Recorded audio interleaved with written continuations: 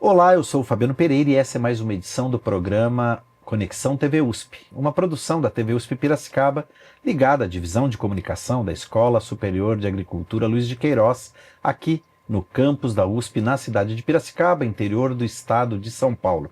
E hoje eu tenho o prazer de receber aqui como nossa convidada a Joana Zilberstein, né, que é advogada de direitos humanos da Veredas Estratégias em Direitos Humanos e que tem feito uma série de palestras aqui no nosso campus sobre sensibilização, sobre assédio e discriminação no ambiente de trabalho.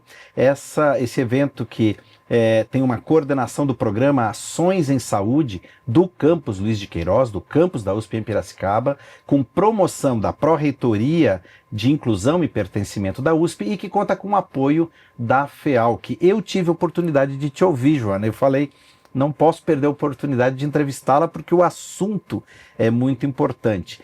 E eu queria começar te perguntando um pouquinho, Joana, para quem nos assiste e não tem talvez muita familiaridade com o termo, o que é assédio e o que é discriminação? Ótimo, a pergunta é difícil de falar rapidinho assim, né? Mas vamos tentar. Bom, primeiro a gente tem o assédio moral e o assédio sexual. Então são duas formas de assédio que são diferentes, que têm ações diferentes e os conceitos são muito diferentes, né? Do que eles abrangem, o que eles não abrangem. Bom, o assédio moral, primeiro, ele é uma conduta reiterada, né, é um processo, então dificilmente uma ação muito pontual, gritou comigo, meu chefe gritou comigo, isso é assédio moral. Não, seu chefe não pode gritar com você, isso é uma conduta inadequada, mas se não é o jeito dele trabalhar, se acontecer uma situação pontual, dificilmente isso vai ser considerado um assédio moral, porque o assédio ele tem essa ideia de ser um processo que vai acontecendo. E o assédio moral ele pode acontecer tanto do chefe para a equipe, para alguém da equipe, como da equipe para o chefe, como entre colegas. O assédio moral ele comporta todas essas formas de situação. E o que é o assédio moral? Ele vai constrangendo a pessoa, ele vai desqualificando a pessoa, vai deixando aquela pessoa se sentindo mal naquele ambiente de trabalho. Isolada, humilhada, enfim. Isso pode acontecer por diversos formatos. E veja, o mais importante da gente falar sobre assédio moral é que não tem um checklist, não é uma cartela de bingo. Assim, isso é assédio moral, isso não é assédio moral. Se fosse assim, estava fácil. Mas tudo varia, tem várias zonas cinzentas, tem situações que você faz exatamente a mesma coisa que pode ser assédio moral e que pode não ser assédio moral. Isso dificulta a nossa vida, né? Eu brinco que é difícil mesmo, é complicado, é um esforço, tem que parar para pensar. É difícil, mas não é tão difícil assim, a gente consegue. Então, às vezes, uma situação que eu, sei lá, vamos pensar, eu estou numa reunião e aí eu falo alguma coisa e aí meu colega vira o olho e faz assim, né? Aquela situação tipo, que te dá uma desprezada. Se isso acontece pontualmente, a pessoa é só mal educada. Agora, se isso acontece recorrentemente, que vai te desqualificando, que ignora quando você está falando, que quando você fala alguma coisa, critica, isso vem o tempo todo e vai te desqualificando como profissional, isso pode ser considerado um assédio moral. Então, acho que a primeira ideia é isso, é uma conduta repetida, reiterada, que visa humilhar a pessoa, isolar a pessoa, desqualificar a pessoa naquele ambiente de trabalho. E ela pode acontecer com gestos, palavras, não é só o que você diz, é a forma que você lida com isso. Além de poder acontecer por diversos caminhos, né? E tem essas zonas cinzentas, às vezes agora todo mundo fala assim, bom, não posso falar nada, não posso criticar um trabalho, não posso fazer um elogio, que tudo é assédio. Bom, vamos pensar sobre isso, né? Algumas coisas que a gente costumava naturalizar nos últimos 30, 40 anos, não são mais naturalizadas, não são mais aceitas, e isso é bom. Por outro lado, a gente não sabe ainda quais são os limites de tudo. Então, no caso de assédio moral ainda, bom, eu sou gestora, eu sou uma liderança e eu tenho que falar para aquela pessoa que o trabalho dela não está sendo bem feito. Como eu posso fazer isso sem incorrer em assédio moral? Bom, Tem várias formas de fazer isso. Você pode e deve, como gestor, falar: o seu trabalho não está adequado e a gente precisa que ele fique adequado, porque esse é o papel do gestor daquela liderança. Mas você pode fazer isso de uma forma que é um assédio moral, ou você pode fazer isso de uma forma que é adequado para a gestão. E a gente está aprendendo isso. Então, quando você recebe um relatório, você não gosta, você joga em cima da mesa e fala assim: olha, isso aqui tá uma porcaria, não serve. Essa é uma forma de você falar que não tá bom. Que você só desqualifica, que você não tem nenhum objetivo com aquilo além de humilhar e de oferir e falar: você não sabe trabalhar. Agora, você pode pegar esse relatório e falar assim: olha, esse relatório não tá bom porque você não analisou esses dados, porque tá faltando essa informação, porque tá muito longo, porque qualquer informação, mas você dá esse retorno construtivo, porque o seu objetivo é que o relatório fique bom e que aquela pessoa saiba fazer o relatório ficar bom. Então você, como gestor, você tem a tarefa de fazer isso, mas você pode fazer isso de uma forma de assédio ou sem ser assédio. E a questão do assédio sexual também traz muitas dúvidas. Acho que primeiro é importante falar de uma diferenciação que é do assédio e da importunação sexual. Perfeito. Porque a gente chama tudo de assédio. Tudo. E tudo bem, né? Do jeito que a gente fala e é assédio, pronto. Mas em termos do direito, tem uma diferenciação entre o assédio e a importunação. O assédio ele só acontece quando tem uma relação de hierarquia, uma relação de poder entre aquelas pessoas.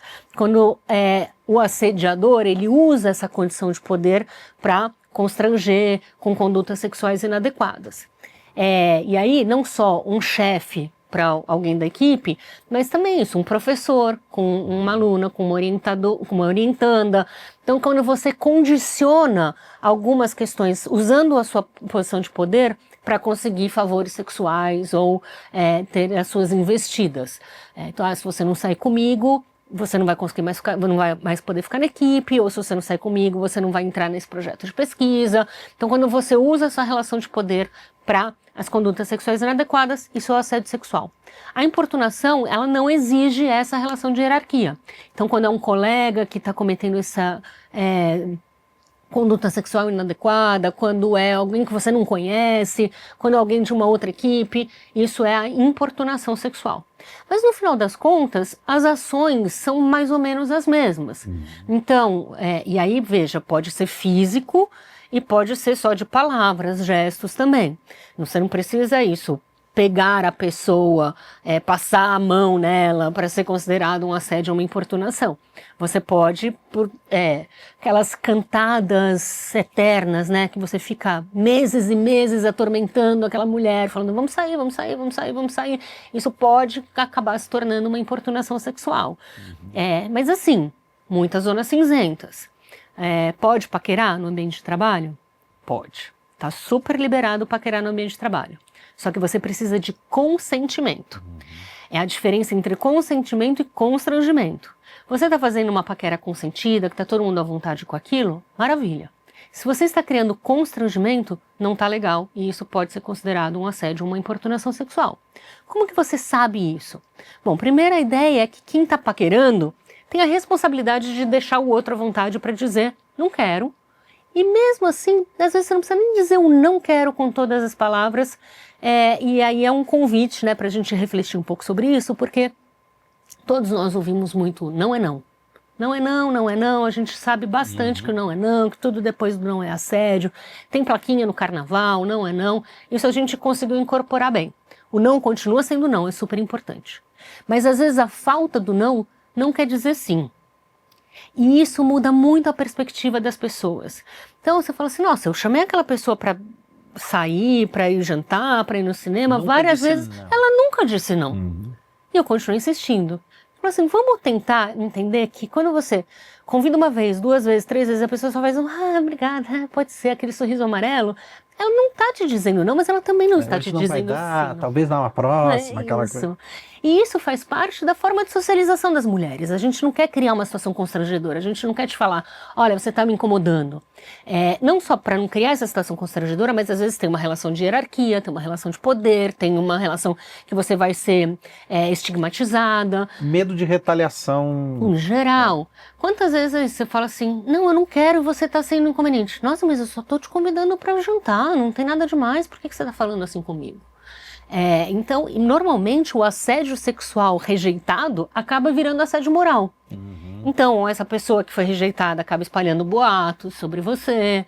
Então, as mulheres tendem a evitar isso. Então, o convite é, bom, tudo bem, eu posso paquerar, mas eu não quero constranger, até onde eu posso ir? Então, entender que assim, fiz 1, 2, 3 vezes o convite, a pessoa não te disse não, mas também não te disse sim, você pode falar, olha, te acho super legal, tenho vontade de te conhecer, se um dia você quiser, me dá um toque, eu vou achar ótimo. Olha só, você fez a sua paquera e você parou de constranger aquela pessoa, chega. Então, é aquilo que eu falei no início, é difícil, mas não é tão difícil assim, a gente consegue. E aí, então, um pouco essa ideia de repensar. É difícil sair da nossa zona de conforto, é difícil todo mundo falar, mas agora precisa pensar em tudo que eu falo. Gente, pensar não é um problema grave, né? Inclusive, ter sensibilidades é o que diferencia a gente da inteligência artificial. Conseguir perceber. E deveria ser uma prática para tudo, não só para a questão da assédio. Pensar antes de falar e antes de fazer, né? E há coisas que às vezes a gente olha pra gente, a gente fala assim, eu tô fazendo um elogio, é só um elogio, porque às vezes esse elogio está constrangendo a outra pessoa. Porque você está numa reunião de trabalho, você é um homem mais velho, mais poderoso, e entra uma mulher mais jovem, no começo de carreira, que vai participar daquela reunião, e você fala, nossa, como você é bonita, você não está fazendo um elogio, você está constrangendo aquela mulher.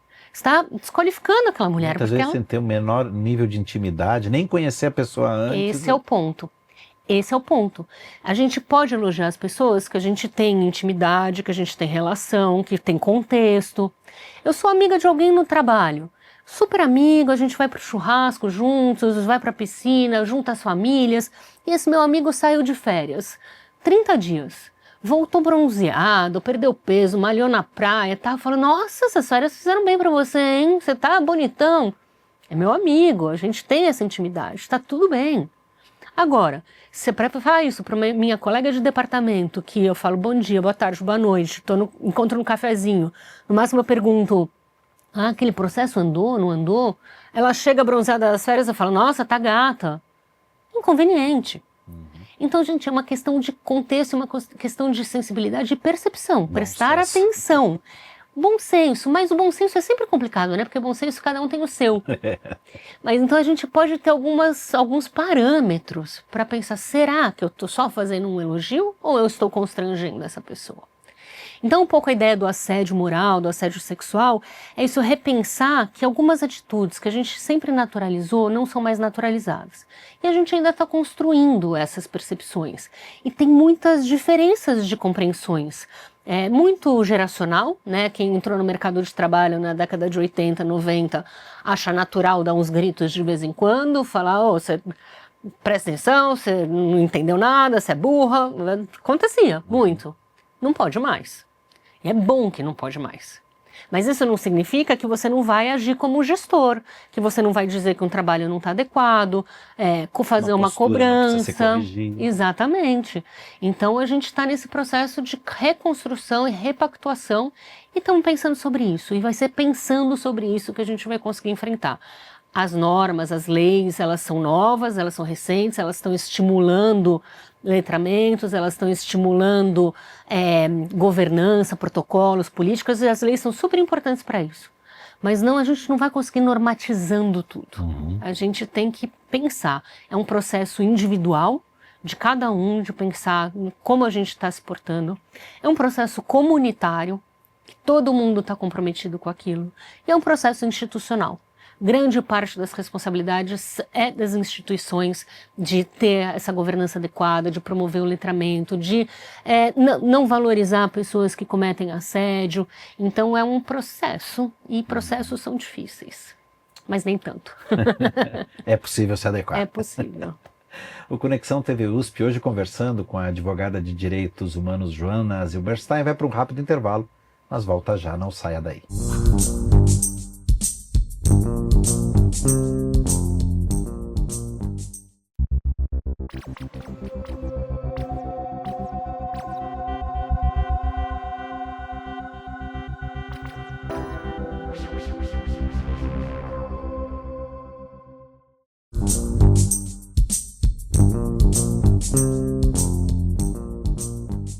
Estamos de volta com o programa Conexão TV USP e hoje eu tenho o prazer de conversar com a advogada de Direitos Humanos, Joana Zilberstein. Joana, no último bloco, nosso primeiro bloco, na verdade, do programa, no bloco anterior, nós falamos sobre assédio, né, sobre importunação sexual, assédio moral, e eu queria falar um pouquinho agora sobre essa questão da discriminação, né? Algo que você falou e que me chamou muito a atenção, né, um termo que eu não conhecia, é o dos vieses inconscientes, é isso?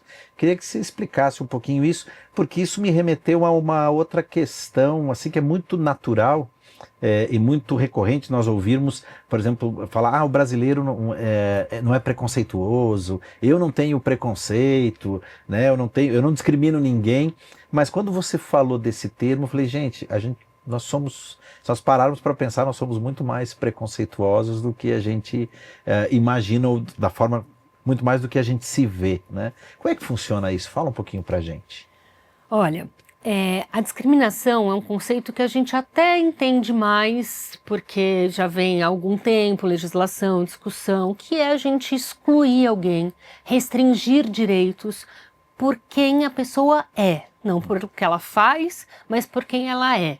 Então, porque a pessoa é mulher, negra, LGBT, estrangeira, por alguma característica da pessoa, ela acaba sofrendo a discriminação e é excluída de espaços de participação e restrições de direitos. Então, e essa discriminação ela pode acontecer tanto por uma ação discriminatória quanto por uma omissão. Então, se eu tenho uma pessoa cadeirante na minha equipe e as minhas reuniões são feitas no segundo andar, só com uma escada, porque sempre foram feitas lá, a sala de reunião é lá, mas eu não faço nada e a pessoa simplesmente não pode participar das reuniões, eu estou discriminando essa pessoa, não porque eu tomei uma atitude, mas porque eu deixei de tomar uma atitude. Por omissão. Por omissão. Então a discriminação acontece principalmente isso, quando a pessoa é excluída, quando ela tem os seus direitos restringidos. Isso não significa que é tratar todo mundo igual o tempo todo, porque às vezes você precisa tratar a pessoa de uma maneira diferente para promover a igualdade. Então, você criar um recurso de acessibilidade, fazer uma adaptação de alguma coisa para aquela pessoa ter os mesmos direitos, ter a mesma experiência, estar incluída. Então, a discriminação, ela é um processo que a gente já tem até juridicamente um pouco mais de maturidade para discutir. Mas aí tem algumas situações que são mais sutis, e menos, não existe uma discriminação tão gritante, que são mais difíceis de lidar. Por exemplo, se o meu chefe chega para mim e fala assim, Joana, eu não vou te dar uma tarefa porque você é mulher. Mulher não consegue fazer isso. O que eu vou fazer? Eu vou no RH, vou denunciar e falar, olha, eu estou sendo discriminada porque eu sou mulher, isso é uma discriminação de gênero, não pode, é uma discriminação gritante. Tá fácil. Agora, se meu chefe chega para mim e fala assim, olha, Joana, eu não vou te dar essa tarefa porque eu acho que você ainda não está preparada para lidar com esse tipo de pressão. Eu estou sendo discriminada? Não sei. Talvez o meu chefe esteja avaliando o meu desempenho profissional, esteja avaliando o meu momento profissional e eu talvez não esteja preparada para lidar com aquilo. Como que eu vou saber? Eu não vou saber naquela situação. Eu vou saber se isso vier em outras situações, se eu passar a ser excluída de muitas oportunidades com essa forma de dizer. Por isso a importância de entender o contexto. Contexto, sempre. Processo. E aí, essas discriminações mais sutis, muitas vezes são atravessadas pelo que a gente chama de vieses inconscientes. O que são os vieses inconscientes? São os nossos preconceitos inconscientes, que a gente tem, porque a gente é formado por uma sociedade racista, porque a gente é formado por uma sociedade machista, porque a forma que os nossos pais nos educaram, porque foram educados da mesma forma. Tem provérbios e ditos populares racistas, machistas, que a gente incorpora. E aí, isso está no nosso inconsciente, que se falarem para você, olha, você tem esse tipo de preconceito racial, eu vou falar, eu? De jeito nenhum. E não é porque eu estou negando simplesmente, é porque eu não concordo com aquilo, eu não quero ter aquilo. Eu fiz um teste uma vez de viéses inconscientes de gênero. E aí, falei, eu sou advogada de direitos humanos há 25 anos, feminista, luto pelo direito das mulheres, fui lá e fiz o teste de viéses inconscientes de gênero. Deu lá que eu acho que mulher não tem um pensamento matemático muito bom. Agora você me pergunta conscientemente, você acha que uma mulher tem um pensamento matemático bom? Eu vou falar, claro que tem. Você acha que uma mulher pode ganhar um prêmio Nobel da matemática? Claro que pode. Agora, se eu não presto atenção nesse meu preconceito que está ali no fundo da minha cabeça, que eu não sei que tenho e que eu nem concordo com ele racionalmente, aí eu vou, na hora que eu for contratar um contador, talvez eu prefira contratar um contador homem. E aí eu falo, por que esse contador tem mais experiência, tem outros clientes que eu acho mais importantes, por que eu estou contratando esse contador homem? Só porque eu estou atravessada pelos meus viéses inconscientes, porque lá no fundo talvez eu acho que mulher não seja tão boa de matemática. E aí como é que eu posso lidar com isso? Tomando consciência dos meus viéses inconscientes. Eu tenho isso e eu sou atravessada por isso nos momentos de decisão, nesses momentos vulneráveis. E aí é importante porque muitas vezes os nossos viéses inconscientes, obviamente, acabam afetando os grupos minorizados, os grupos subrepresentados. A gente tem mais vieses racistas, mais vieses de gênero. Os vieses de gênero, tem muitas pesquisas que indicam como as mulheres são avaliadas de uma maneira diferente no ambiente de trabalho, muito mais pelo que elas são do que pelo que elas fazem. Os erros das mulheres são percebidos e são lembrados por muito mais tempo que os erros dos homens. O sucesso das mulheres muitas vezes são atribuídos à sorte. Então tem aquele caso super difícil no escritório de advocacia. O advogado vai lá e ganha a causa. Nossa, ele é bom pra caramba. Se a mulher ganha, fala, nossa, que sorte que você teve de cair com aquela juíza. A mesma coisa.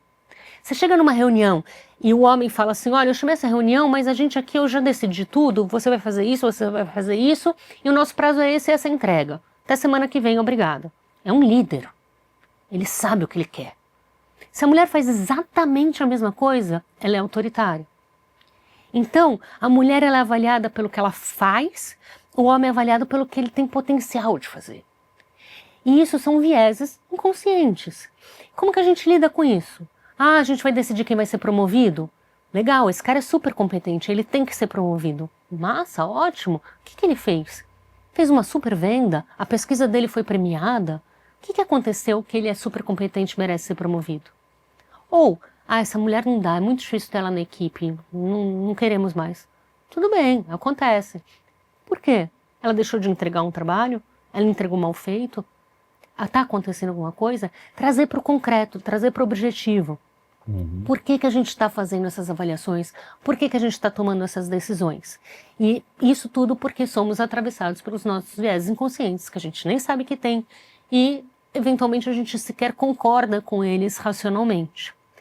Além dos viéses inconscientes, acho que a gente tem um processo muito difícil de lidar, que são as microagressões. E as microagressões, elas também são formas de discriminação e de assédio, também atravessadas pelos nossos preconceitos muitas vezes. E aí, o que é uma microagressão, por exemplo? As mulheres conseguem identificar isso um pouco melhor hoje em dia, mas claro, pode acontecer com qualquer um, mas com as mulheres costuma acontecer mais e a gente já está tentando identificar melhor, porque é identificando que a gente vai conseguir lidar com isso. Por exemplo, o mais óbvio, ser interrompido enquanto fala. Você está tentando construir um raciocínio e a pessoa te interrompe o tempo todo. Ou você está falando, a pessoa quer traduzir o que você está falando, fala assim, não, então você está querendo dizer alguma coisa? Fala, não, eu não estou querendo dizer nada, eu estou dizendo. Então não deixa acabar o raciocínio, não deixa explicar, não deixa falar a opinião. Ou ter uma ideia apropriada, você dá uma ideia, você é ignorada. Dali a 5 minutos, o seu colega dá a mesma ideia na reunião e falando assim, nossa, que genial essa ideia. Podemos até acabar a reunião que está resolvido. Não, mas eu acabei de dar essa ideia. E eu não sou valorizada, eu sou desqualificada. Ter a capacidade de decisão questionada o tempo todo. Será que você tem certeza que essa é a melhor decisão? Você analisou todos os dados? Eu não sei se você está fazendo uma boa decisão. Ou, tá nervosa hoje, né? Tá naqueles dias? Desqualificação. Você ir agredindo, e a gente chama de microagressão, não porque ela não é importante, mas porque ela vem a conta-gotas. Ela vem aos pouquinhos. Até uma hora que transborda e você não sabe o que aconteceu. Então, quando a gente consegue identificar e nomear, a gente tem mais recursos para lidar com isso. Não que seja fácil, porque você está numa reunião, você fala alguma coisa, te ignoram, aí o seu colega dá a mesma ideia. Você não vai levantar da reunião e no RH e falar, eu tenho uma denúncia que roubaram a minha ideia. Então, além de ser mais difícil de identificar essas microagressões, é mais difícil de você ter instrumentos para lidar com elas. É um grande desafio e é atravessado muito pelos nossos preconceitos, que podem ser positivos e podem ser negativos. Sabe quando você chega e fala com aquela pessoa assim, nossa, fui com a cara daquela pessoa, não sei porquê, bateu o santo, gostei daquela pessoa. Provavelmente são seus viéses inconscientes que faz você se identificar com aquela pessoa. Porque a gente tem essa tendência, um processo que a gente chama de homossocialidade, que é você se cercar por pessoas parecidas com você. Que tem, é isso, racial, gênero, idade, classe social, e aí você se sente confortável ali e isso privilegia que você vai querer contratar aquela pessoa, ser amiga daquela pessoa. Você usou até um exemplo que eu achei muito interessante da seleção dos estagiários, não foi? Foi. Que aconteceu com você mesmo? Não foi comigo, alguém, mas é isso, alguém que eu sou próxima, ela tinha que fazer um processo seletivo de estagiários para um escritório, tinha que contratar 10 estagiários para o escritório, era um processo para todo o escritório. E ela ia fazer um processo coletivo de seleção, então ela queria pré-selecionar uns 30 estagiários e depois ia fazer uma reunião coletiva, uma entrevista coletiva, dinâmica, essas coisas que tem no mundo corporativo. Ela não prestou muita atenção no processo. Uma pessoa legal, uma pessoa comprometida com direitos humanos, com questões de gênero, mas ela não estava prestando muita atenção no processo, porque o dia a dia, a correria. Então ela pegou uma pilha de currículos. Falou, esse sim, esse não, esse sim, esse não. Chegou em 30, deu a pilha de currículos para o RH, falou, pode marcar a entrevista coletiva dinâmica. Falou que ela entrou na sala da entrevista, eram 30 mulheres iguais a ela. 30 mulheres brancas que tinham feito uma universidade, o USP, o PUC, o Mackenzie, que tinham algum interesse em questões de gênero. Ela não, na falta de atenção, ela foi totalmente atravessada pelos viéses inconscientes dela, positivos para aquelas pessoas, negativos para quem ficou de fora. Então é essa tendência que se a gente não age intencionalmente, se ela não falar assim, não, eu quero contratar pessoas que são diferentes de mim, ela não vai fazer isso. Ela, sem querer, ela vai acabar mantendo esse ciclo de aproximação e de manutenção de privilégios. Muitas vezes até por um conforto, né? Claro, e é muito mais confortável a gente estar entre pessoas iguais. Quando a gente fala de ações de diversidade, claro, ações de diversidade dão trabalho. Se a gente tem um grupo de executivos numa empresa que são todos homens, brancos, de cabelo grisalho, 50 anos, classe média alta, provavelmente todos vestindo uma camisa social azul clara, eles são todos iguais e dificilmente eles vão ter divergências entre eles. Aí, se você contrata um diretor negro para estar nesse grupo, eventualmente vai acontecer uma situação de racismo. Foi esse diretor negro que inventou o racismo ali? O racismo sempre esteve ali, mas não se manifestava porque afinal eram todos homens brancos. E aí isso cria desconfortos. Isso faz as pessoas saírem dessa zona de tranquilidade que tudo vai ficar tudo bem porque não vai ter um problema de racismo.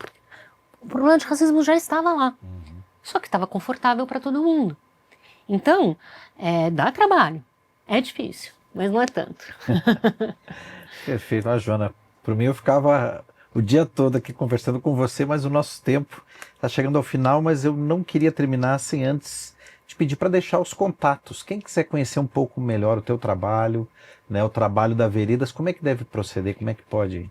Olha, a gente tem perfil nas redes sociais, Instagram, LinkedIn, e tem um site, veredasdh, dh de direitos humanos.com, então também pode procurar Veredas Estratégias em Direitos Humanos, a gente está lá e tem todos os meus contatos, meu celular, e é um prazer poder ajudar. A gente ajuda muito empresas, instituições, organizações, não só com formação e letramento, mas também para instituir políticas institucionais, para ajudar a fazer um canal de escuta e denúncia.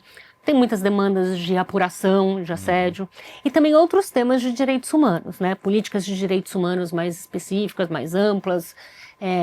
Nossa atuação tenta entender direitos humanos como não são caixinhas, eles são integrais. Então, a ideia é de atender quaisquer demandas relacionadas a direitos humanos, seja diretamente, seja com parcerias, mas oferecer essas melhores soluções. É isso, veredas, estratégias em direitos humanos, facinho de achar. Joana, mais uma vez, muito obrigado por aceitar o nosso convite. Eu que agradeço, obrigada. Eu agradeço também a Vera e toda a equipe do programa Ações em Saúde que nos possibilitou ter contato com a Joana para realizar essa entrevista. Agradeço também a você que nos acompanhou em mais essa edição, lembrando que a sua opinião é sempre muito importante para nós. Escreva através dos nossos perfis nas redes sociais, mandando suas críticas, dúvidas, sugestões, comentários. Tenha certeza que serão todos muito bem-vindos. Um grande abraço e até a próxima edição. Tchau!